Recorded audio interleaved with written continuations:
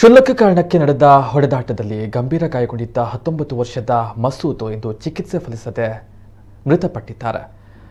July 19ರಂದು Kasaragod taluk ಮೊಗ್ರಲ್ Puttur ವಾಸಿ ಮಸೂದ್ ಮೇಲೆ ಕ್ಷುಲ್ಲಕ ಕಾರಣಕ್ಕಾಗಿ 8 ಮಂದಿಯ ತಂಡ ಹಲ್ಲೆಯನ್ನು ನಡೆಸಿತ್ತು. ಈ ವೇಳೆ ಗಂಭೀರ ಗಾಯಗೊಂಡಿದ್ದ ಮಸೂದ್ನನ್ನು ಮಂಗಳೂರು ಆಸ್ಪತ್ರೆಗೆ ದಾಖಲು ಮಾಡಲಾಗಿತ್ತು. ಆದರೆ ಇಂದು ಚಿಕಿತ್ಸೆ ಫಲಕಾರಿಯಾಗದೆ ಕೊನೆಯುಸಿರೆಳೆದಿದ್ದಾನೆ ಎಂದು ತಿಳಿದು ಬಂದಿದೆ. ಪ್ರಕರಣಕ್ಕೆ ಸಂಬಂಧಪಟ್ಟಂತೆ ಹಲ್ಲೆ ನಡೆಸಿದ ಅಭಿಲಾಷ್, ಸುನೀಲ್, ಸುಧೀರ್, ಶಿವ, ರಂಜಿತ್, ಸದಾಶಿವ, ಜಿಮ್ ರಂಜಿತ್, ಭಾಸ್ಕರ್ನನ್ನ ಪೊಲೀಸರು ಬಂಧಿಸಿದ್ದು ವಿಚಾರಣೆಯನ್ನು ನಡೆಸ್ತಾ ಇದ್ದಾರೆ. ಆರೋಪಿಗಳ ವಿರುದ್ಧ ಕಲಂ 143, 147, 323, 324, 307ರ ಜೊತೆಗೆ 149 IPC ಸೆಕ್ಷನ್ನ ಅಡಿ ಪ್ರಕರಣವನ್ನು ದಾಖಲು ಮಾಡಿಕೊಳ್ಳಲಾಗಿದೆ.